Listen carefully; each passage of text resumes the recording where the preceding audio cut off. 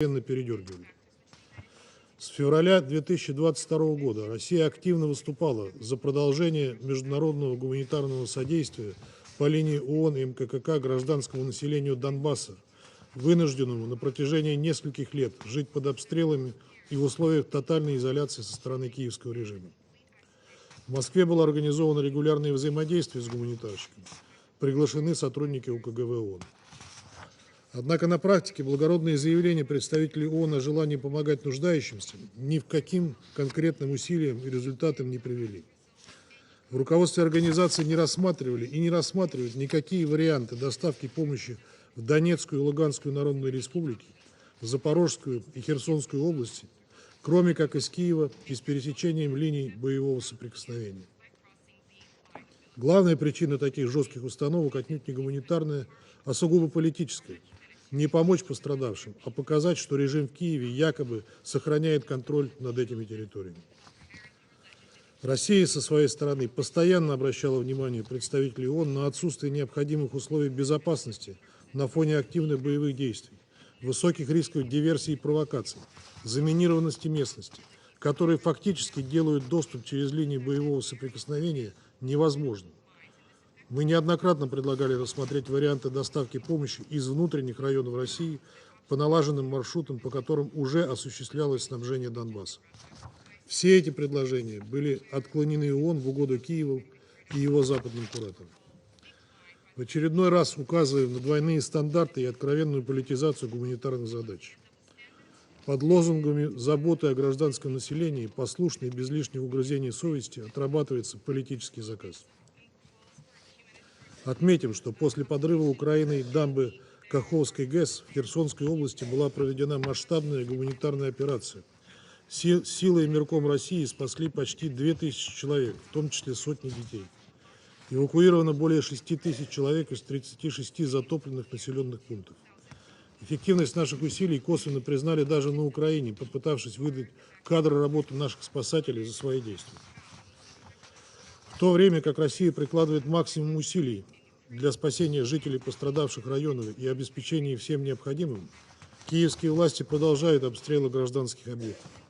10 июня ВСУ ударили по пункту эвакуации в Херсонской области британскими ракетами Storm Shadow. Погибла женщина. Оставляя подобные вопиющие преступления киевского режима без внимания, в ООН пытаются обойти молчанием и подрыв аммиакопровода Тольятти-Одесса, являющегося ключевым для бесперебойного экспорта российских удобрений на мировой рынок, о чем на словах так заботится секретариат ООН. Зато его сотрудники не снижают активности в попытках сохранить на плаву зерновую сделку, несмотря на ее очевидный коммерческий, а не гуманитарный характер. А также несмотря на то, что ее российская часть так и не была реализована. И подрыв нашего трубопровода как раз и расставил все точки над «и».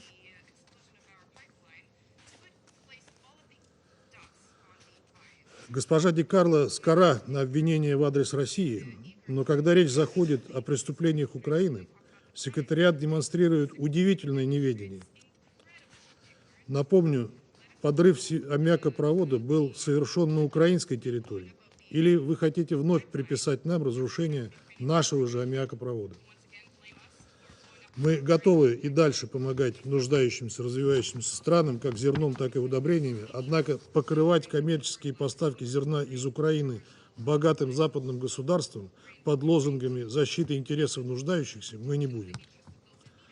В беднейшие страны, вопреки утверждениям заместителя генерального секретаря, было направлено менее 3% всех поставок продовольствия. Уважаемые коллеги, в условиях провального контрнаступления киевский режим прибегает к излюбленной тактике, пытаясь привлечь внимание западной общественности за счет какого-либо резонансного преступления или постановки, вина на которую перекладывается на Россию. Так было с Бучей в апреле 2022 года. В этом же состоит одна из целей разрушения плотины Каховской ГЕС. Поэтому участившиеся параноидальные утверждения главарей киевского режима о том, что Россия якобы заминировала Запорожскую атомную электростанцию и готовит ее к подрыву, нас крайне настораживает. В их абсурдности могла убедиться миссия МАГАТЭ во главе с гендиректором Гросси, недавно посетившим станцию, несмотря на все препоны со стороны Украины. Хочется верить, что западные спонсоры киевского режима смогут унять его и не допустить катастрофы, которая может затронуть большую часть Европы. Как мы уже неоднократно могли убедиться, самому Зеленскому и его клике как на Украину, так и на Европу совершенно наплевать. Госпожа председатель, если вы обратили внимание, с момента начала так называемого украинского контрнаступления одной из основных тем для жалоб киевского режима своим западным кураторам стал дефицит систем ПВО и ракет к ним. И жалобы эти примечательным образом совпали с почти полным прекращением сообщений о якобы имевших место попаданиях российских ракет и беспилотников по жилым домам и объектам в украинских городах. Последний такой громкий эпизод произошел в Одессе 14 июня, когда ракета украинской ПВО попала в верхние этажи жилого дома, вызвав разрушение и жертвы.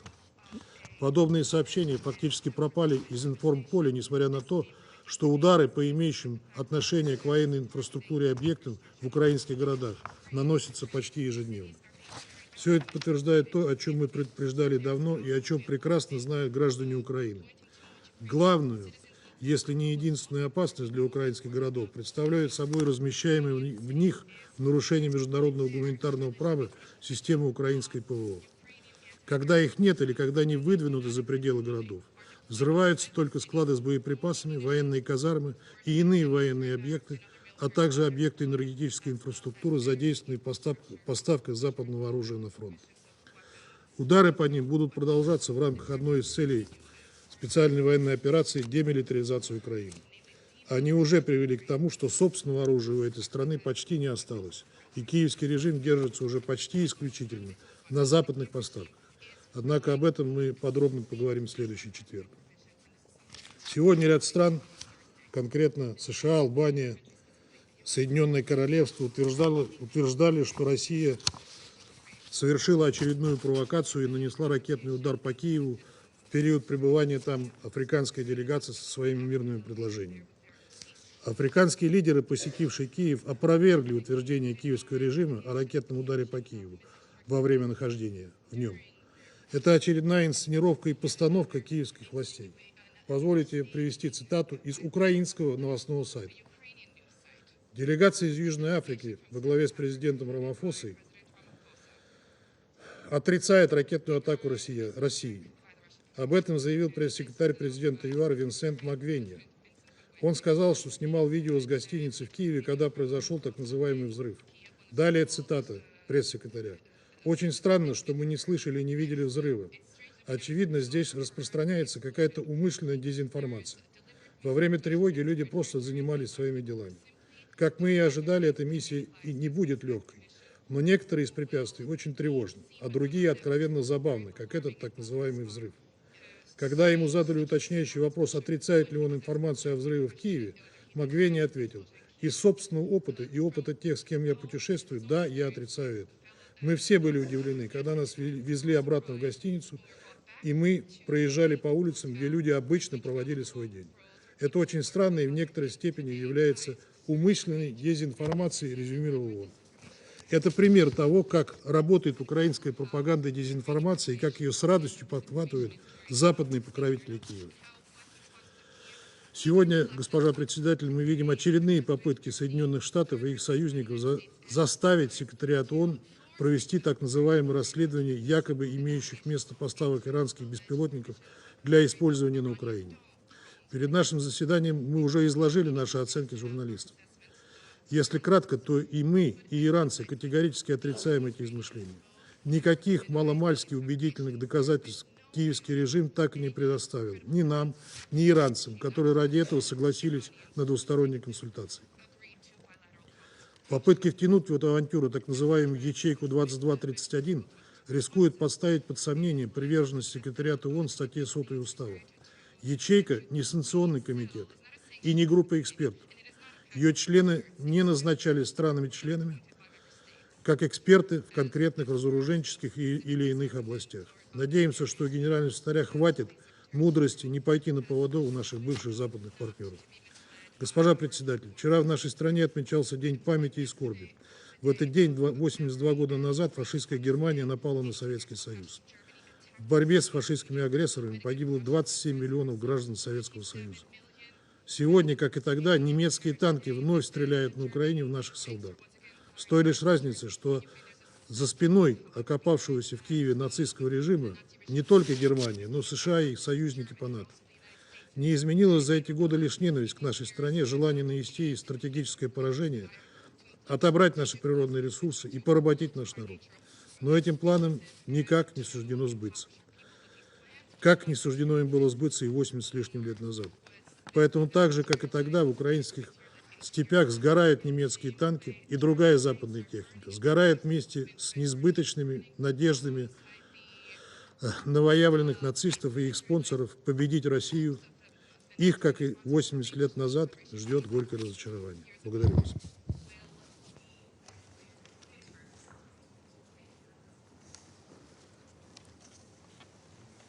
I thank the representative of the Russian Federation for their statement. I shall now make a statement in my capacity as the representative of the United Arab Emirates. I would like to join others in thanking Under-Secretary General De Carlo for her informative briefing, and I welcome Ukraine's participation at today's meeting. Under-Secretary General De Carlo, as you highlighted, the recent trend of military escalation and the threat of spillover is of huge concern. Both will only serve to cause greater suffering to civilians and create knock-on effects for regional and global stability. You've also rightly underlined the importance of political and diplomatic efforts to set this conflict on the path to peace, and we urge all actors working towards that end to combine their efforts and to heed your call for the full respect of international humanitarian law throughout the duration of this conflict. To this end, I want to make 2 points today. First, we must continue to take meaningful steps towards a political resolution to this war.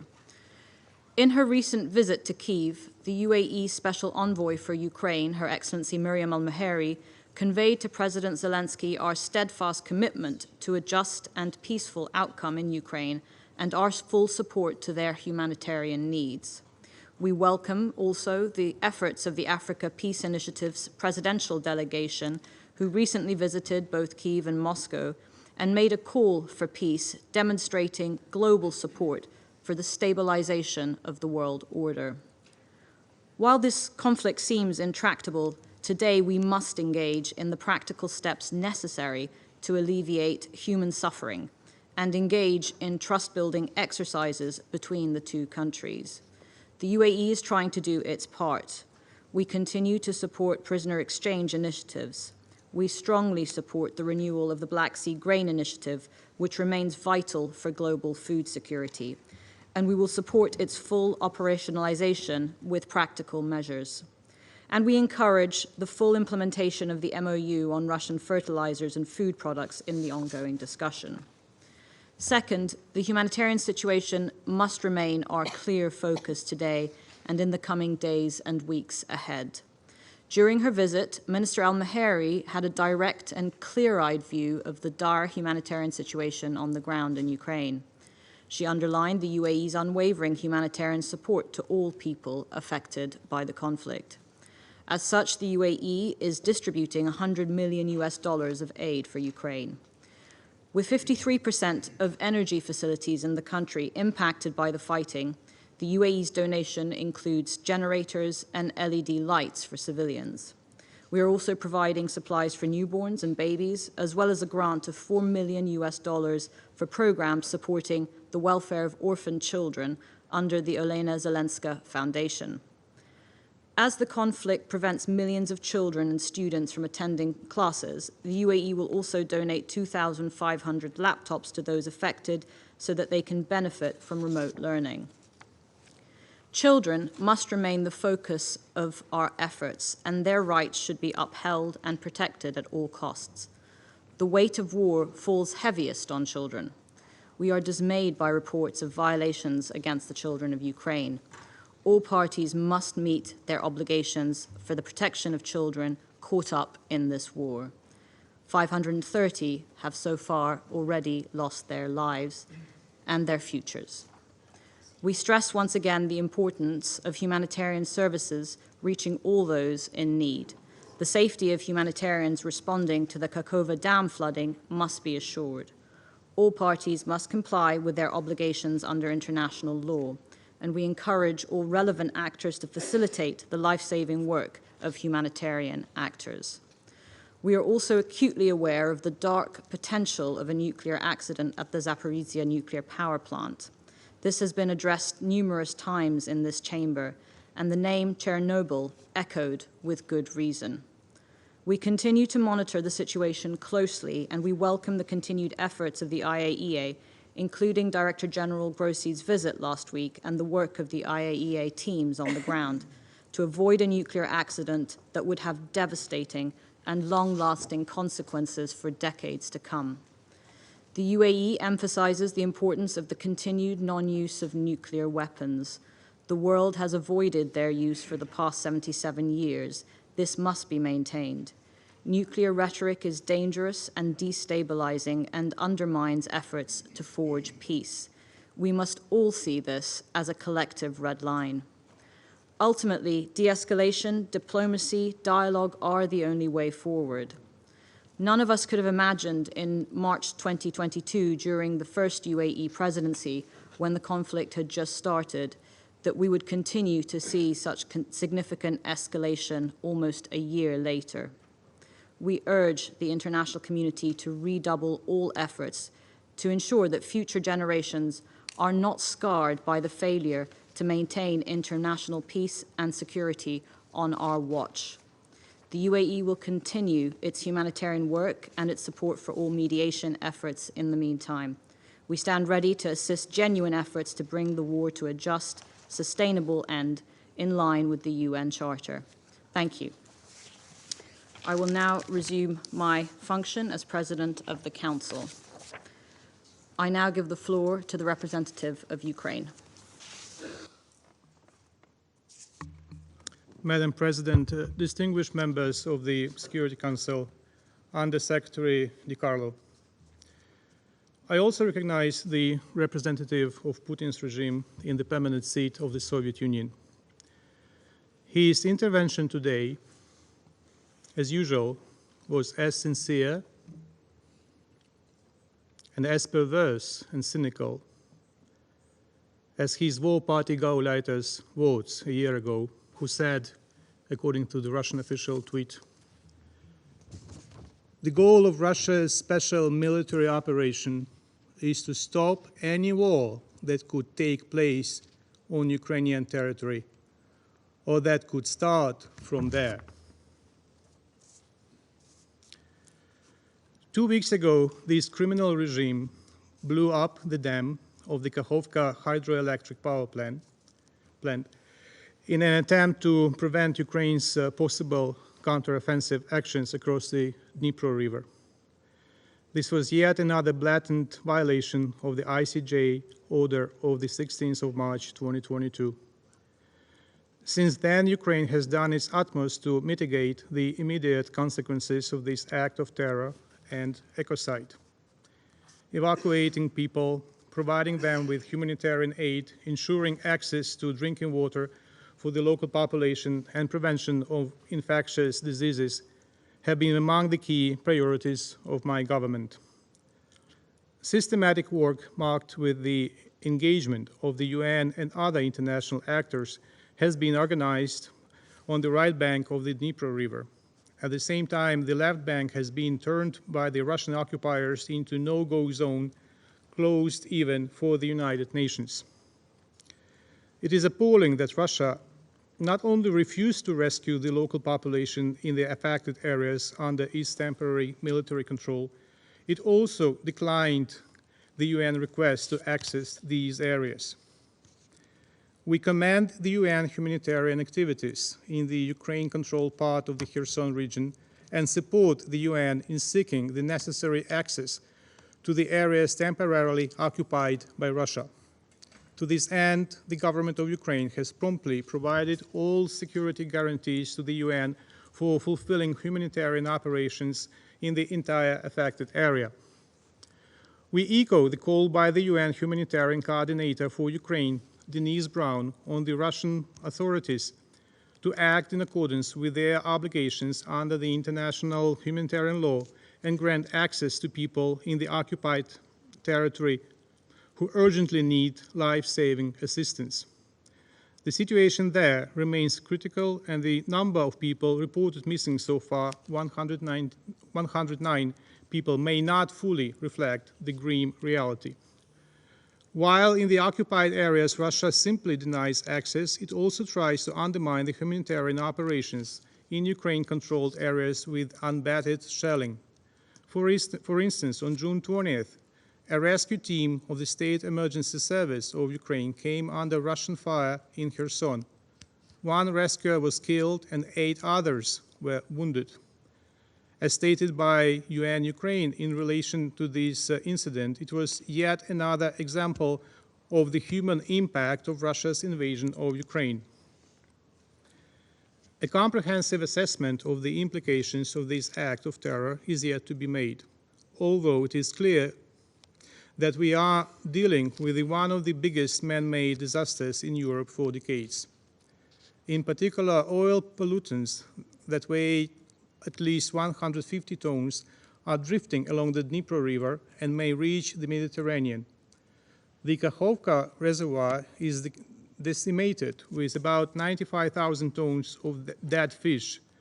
500 square kilometers of Ukrainian forests have been flooded, and at least half of them will die. 20,000 wild animals that inhabited the flooded area could hardly survive. Distinguished colleagues, it is a matter of alarm that, according to intelligence information, Russia is considering a scenario of a terrorist attack at the Zaporozhye nuclear power plant with radiation leakage. The dam explosion has made it clear that Russia is ready to apply a scorched earth tactic in response to the deteriorating military situation on the ground in the captured lands they doubt they can hold. We therefore urge the international community to take the threat of this act of nuclear terror seriously and to step up pressure on the Russian Federation to prevent these menacing developments, including but not limited to introducing strengthened restrictive measures against the Russian nuclear industry and military-industrial complex. We also expect an objective assessment by IAEA Director General Rafael Grossi regarding Russia's criminal actions. Only strong and adequate steps aimed at reducing Moscow's capabilities to inflict harm regionally and globally will contribute to resolving the crisis created by Russia. The military defeat of Russia in Ukraine and ensuring accountability for the crime of aggression, war crimes, and crimes against humanity are the necessary elements of this resolution. Appeasement options, such as territorial concessions to Russia and temporary freezing of the conflict, will only serve as delayed action mines with the detonator in the hands of the Kremlin. If such an option is implemented, the resulting explosion, given the damage to the principles of the UN Charter, will reverberate throughout the world. Any terrorist act aims at intimidating and generating fear. This is precisely how the Kremlin regime attempts to achieve its aggressive goals. Russia has heavily fortified the occupied Ukrainian territory, but it does not believe in these fortification structures or its own troops. Blew up the dam and mined Zaporizhzhia NPP to intimidate the international community. That is why it fills its own army with convicted criminals and deploys blocking units behind the Russian positions, tasking them to give soldiers in the first line of defense no escape from combat. The killing of those Russian soldiers attempting to retreat are evidenced by the testimonies of captured Russians, as well as video footage captured recently by Ukrainian drones. Despite the occupied areas having been heavily fortified, in some areas Ukrainian soldiers continue to move forward. In some areas they defend their positions and resist Russia's intensified attacks. Ukraine will liberate all its territories, and it will take as long as necessary because we value the lives of our soldiers and civilians and do not apply the strategy of human wave attacks and total destruction of civilian infrastructure. Madam President, we appreciate the efforts of those nations who express their willingness to contribute to genuine peace, which will testify to the persistent validity and credibility of the UN Charter. The UN General Assembly has outlined the modalities of such peace in its resolution Principles of the UN Charter underlying a comprehensive, just, and lasting peace in Ukraine.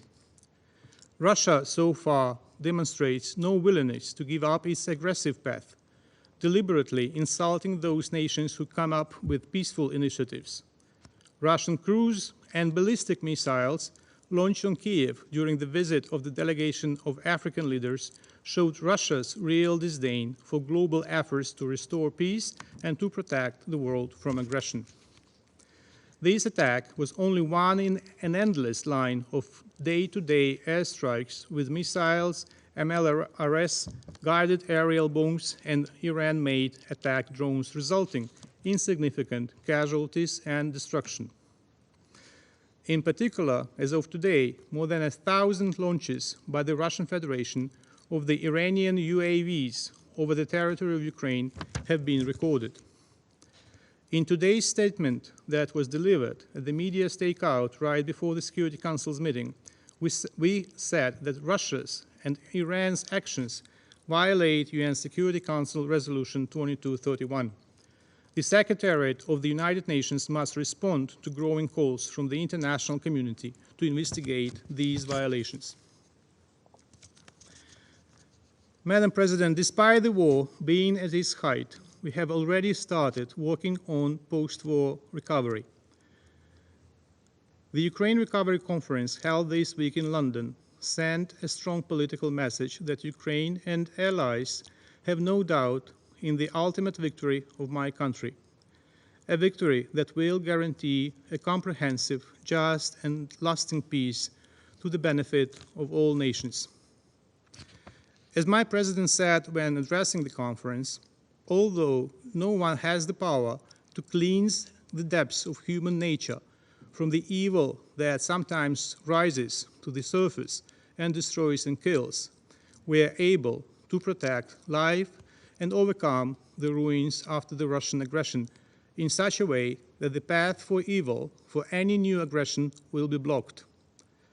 The world is watching too if we will restore normal life in such a way that our transformation will inflict an ideological defeat on the aggressor. In his speech in Paris just yesterday, Secretary General Guterres said, I quote, "In 2023, more than 750 million people do not have enough to eat. The COVID-19 pandemic and Russian invasion of Ukraine have exacerbated the situation," end of quote. In fact, Russia is worse than the COVID-19. Putin's regime is cancer, and the world cannot be strong and healthy while its cells continue to spread from Putin's bunker and form the new tumors around the world. And in fact, in this very council, in this chamber, it should be removed before it travels further in your blood and kills you. The choice is yours, ladies and gentlemen. Choose life. Thank you. I thank the representative of Ukraine for their statement. I now give the floor to the representative of Lithuania. Thank you, Madam President. I am delivering this statement on behalf of the Baltic states, Estonia, Latvia, and my own country, Lithuania. I thank Under-Secretary General Rosemary DiCarlo for her briefing and the United Arab Emirates Presidency for the opportunity to address this Council. Russia's unprovoked, unjustified, and illegal war of aggression against Ukraine, aided by Belarus, is ongoing for almost a year and a half now. Innocent people have been killed, injured, and displaced from their homes. Families have been torn apart, and children have been orphaned. The physical and emotional scars of the war will be felt for generations to come. Schools, hospitals, and other public facilities have been destroyed, leaving people without the access to essential services. According to the World Bank's assessment, carried out in collaboration with the Ukrainian government, the European Commission, and the United Nations, the reconstruction needs for the damages caused by the Russian aggression against Ukraine are estimated to be around 411 billion over the next decade. This staggering amount highlights the severity of the damages caused by the Russian aggression and the need for significant investment to rebuild the country. The calculations conducted so far, however, do not incorporate the detrimental impact of the Kakhovka Dam destruction by Russia and its humanitarian, economic, and ecological consequences. Madam President, it is unacceptable that despite the repeated calls from the United Nations on the Russian Federation to provide safety guarantees for crossing the front line to the left bank of the Dnipro River and ensure humanitarian access to all civilians impacted by the destruction of the dam, such guarantees have not yet been provided. It is imperative that Russia takes immediate action in accordance with their obligations under international humanitarian law to allow United Nations to provide the much-needed humanitarian aid to those affected by this devastating act, including in Oleksy. The Baltic states are among the top bilateral aid donors to Ukraine as a percentage of our GDPs. Estonia, Latvia, and Lithuania already provided 1.5 million euros of immediate assistance to Ukraine to alleviate the consequences of Kakhovka Dam destruction, and this does not include private initiatives. The costs of addressing the repercussions of Russia's aggression against Ukraine as a sovereign nation are consistently increasing, while only 26% of the total 3.9 billion required for the humanitarian response in Ukraine has been funded up to the point. We urge the international community to persist in providing the necessary funding. The work of the UN and its agencies to ensure close monitoring and proper documentation of massive human rights abuses and violations of international humanitarian law should continue. We hope for an objective and accurate assessment of the situation due to Russia's full-scale invasion in Ukraine in the forthcoming annual reports of the Secretary General on conflict-related sexual violence and children in armed conflicts. Madam President, allow me to express Estonia's, Latvia's, and Lithuania's appreciation for the active UN engagement in alleviating the global consequences of Russia's aggression, including through the Black Sea Grain Initiative. Russia continues to hinder the exports of Ukrainian goods from the Ukrainian ports and thereby contributing to a significant increase in food prices on global markets. Russia also continues manipulating the facts and repeatedly threatens to end the Black Sea Grain Initiative if its demands are not met. In fact, according to available statistics, including of Russian origin, Russian exports of grain and fertilizers have been consistently high in recent years. In case of grains, they are even reached record levels. In 2022, due to higher prices, Russia's export revenues from fertilizers increased by impressive 70 to 150%, depending on the source. According to the FAO, the export volume of Russian fertilizers in 2022 has only decreased by 10%. Russia must stop blackmailing global community and allow the Black Sea Grain Initiative to operate at its maximum potential. Finally, Madam President, our countries continue to argue for the full Russia's political and military leadership accountability for the crime of aggression. The core group of the Special Tribunal for the Russian Crime of Aggression will hold its fourth meeting in Warsaw on the 29th and 30th of June, and we call on all other states and international organizations to join our collective efforts. We will continue to stand with Ukraine and its people for as long as it takes for Ukraine to rightfully defend itself against Russia's brutal war of aggression. The only path for the comprehensive, just and lasting peace in Ukraine is the one based on full respect of Ukraine's independence, sovereignty, and territorial integrity within its internationally recognized borders. Withdrawal of Russian troops is key precondition of that. We welcome all the efforts of our global partners in reaching peace in Ukraine that are in line with Ukraine's peace formula, the UN Charter, and the international law. I thank you, Madam President. I thank the representative of Lithuania for their statement. I now give the floor to the representative of Poland. Madam President, members of the Security Council, Poland appreciates the convening of today's timely meeting and duly notes all the insightful remarks delivered by Madam Undersecretary Di Carlo and other distinguished speakers. Madam President, for close to 500 very long days and nights, Russia has been ruthlessly pursuing its brutal aggression against Ukraine. During that whole time, it has also cynically dismissed all the appeals for stopping the bloodshed and removing its troops from the Ukrainian territory, no matter how loud and clear they have been, or from which corner of the world they originated. Therefore, for the last couple of weeks, the international community has been closely following the efforts of the Ukrainian armed forces determined to liberate their country from the Russian illegal occupation. In this context, let me draw your attention to the following three issues. Firstly, Russia needs to bear the full cost of the destruction its aggression has caused. With Russia's continued attacks on Ukraine's critical and civilian infrastructure, taking full scope of the reconstruction process will be an especially crucial challenge. After 16 months, it is obvious that what Russia cannot take, it will try to destroy. Shattering the livelihood of thousands of innocent civilians by blowing up the Novakharkovka Dam is just one of the most recent examples of this cruel strategy. Therefore, Poland reiterates its full support for the creation of the comprehensive registry of all the damages inflicted by the Russian invasion, followed by a close coordination and transparency of the reconstruction efforts. In this respect, we commend the Ukraine Recovery Conference that took place in London over the last 2 days. Its aim was to prepare a political, legal, and financial base that would enable comprehensive assistance for reconstruction to be provided to Ukraine. And as such, it definitely fulfilled its goals. Secondly, Ukraine has a perfect right to freely choose their alliances and partnerships.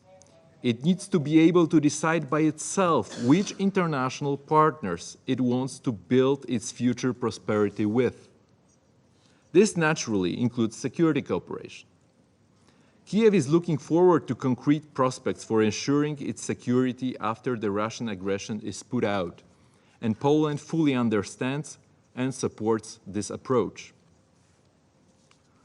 Last but not least, we must bear in mind that although the process of reconstruction of Ukraine will be costly and lengthy, it is in the interest of the whole world. According to some estimates, at least 600 million consumers worldwide directly depend on Ukraine's agricultural production. We firmly believe that only a complete and unconditional withdrawal of Russian forces from the internationally recognized territory of Ukraine can provide a chance for a just and stable peace, facilitating a long-term solution for global economic recovery and an improvement in the world food situation. Even if we manage to stop the bloodshed today, reinstate the primacy of international law, and establish peace, the consequences of this war will be felt for a very long time. I thank you. I thank the representative of Poland for his statement. I now give the floor to the representative of Czechia. Well, thank you, Madam President. I have the honor to deliver this statement on behalf of Slovakia and my own country, Czechia. We fully align ourselves with the statement to be delivered by the European Union.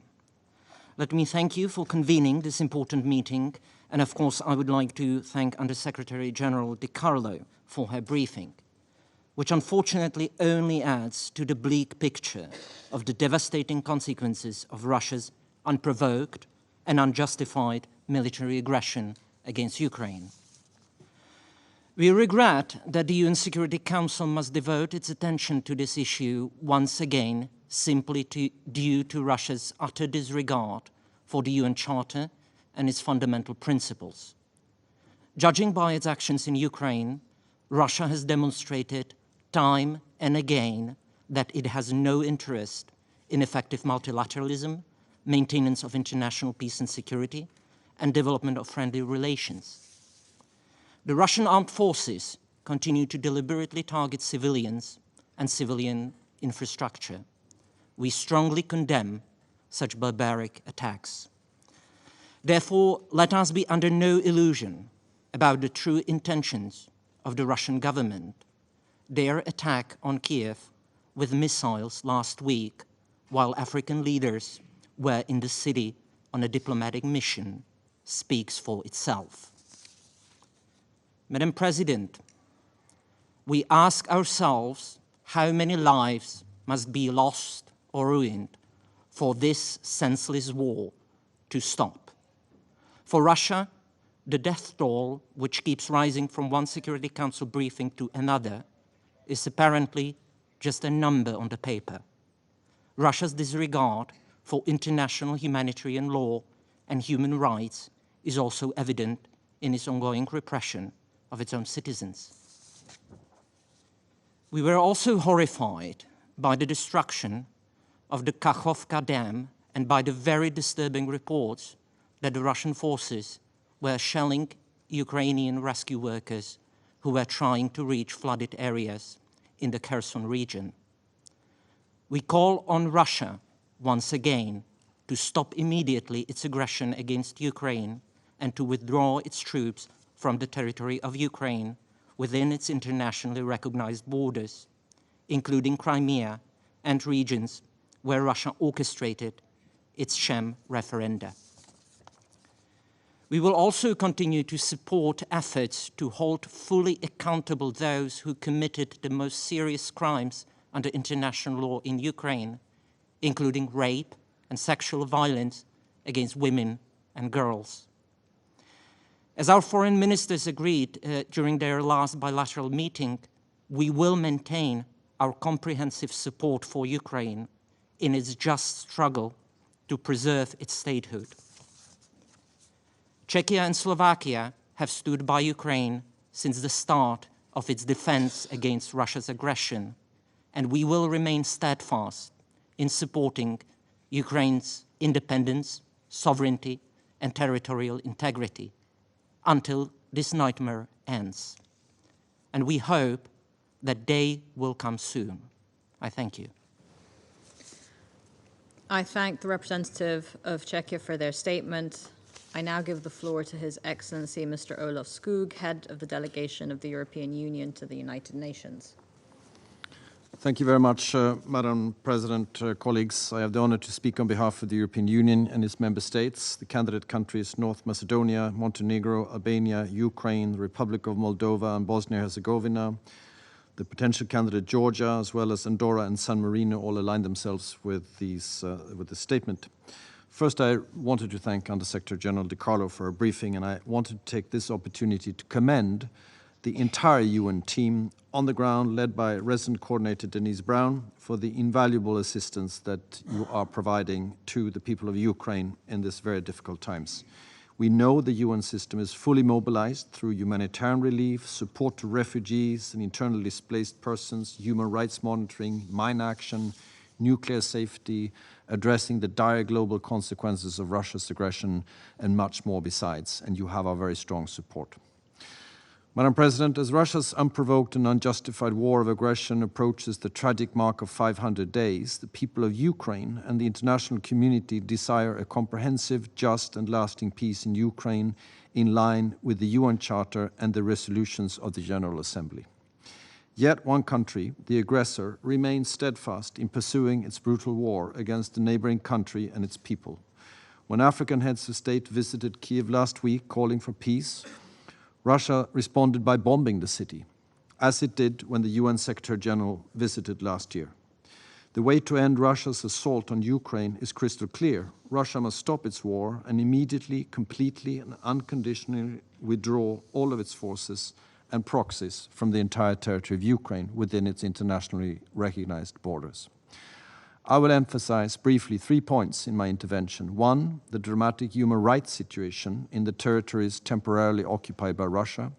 Two, the importance of upholding international humanitarian law. And three, the need for accountability.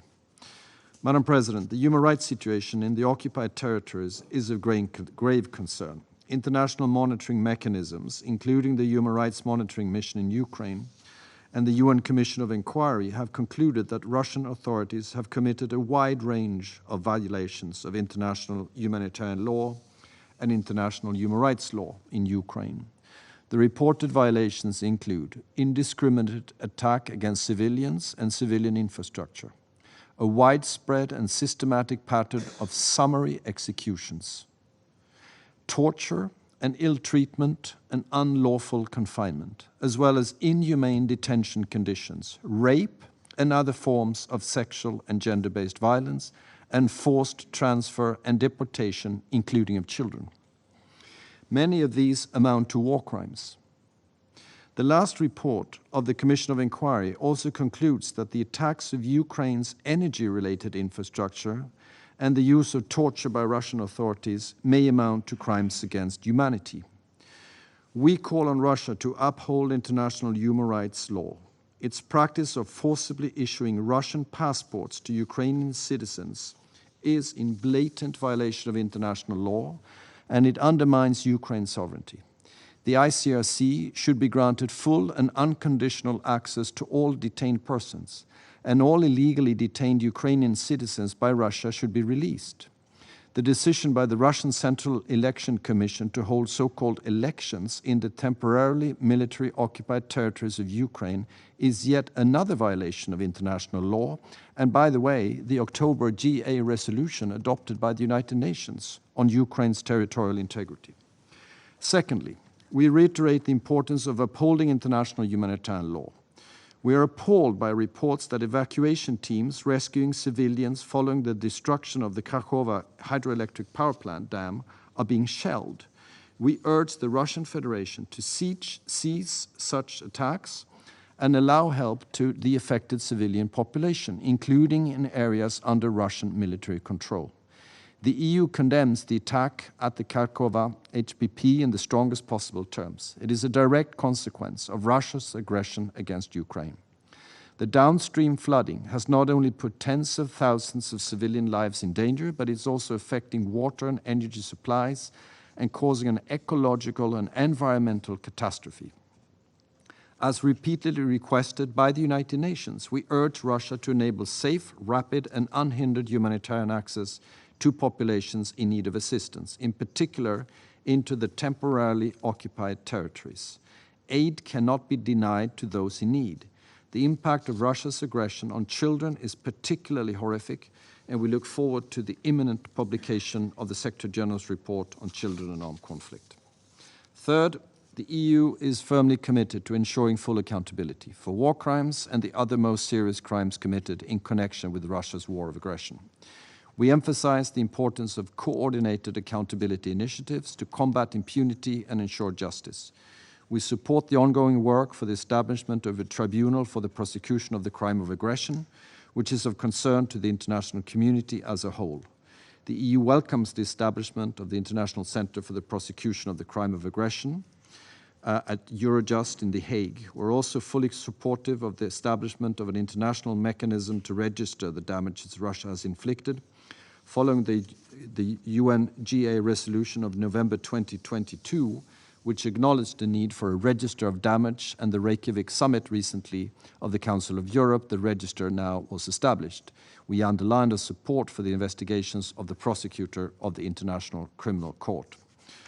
Madam President, the EU calls for a just, comprehensive and lasting peace in line with the UN Charter and the GA resolution adopted in February, and in respect of Ukraine's independence, sovereignty and territorial integrity within its internationally recognized borders. A peace that will benefit all nations, as the Ukraine ambassador just said. We welcome international efforts to this effect, and we reaffirm our support to President Zelensky's peace formula. Security Council members must distinguish between the victim and the aggressor, in this war of aggression. Under the UN Charter, Ukraine has the right to self-defense against Russia's attacks in order to restore its territorial integrity. It also has the right to request international support for such efforts. The EU is committed to support Ukraine in this regard for as long as it takes. I thank you very much, Madam President. I thank His Excellency Mr. Skog for his statement. There are no more names inscribed on the list of speakers. The meeting is adjourned.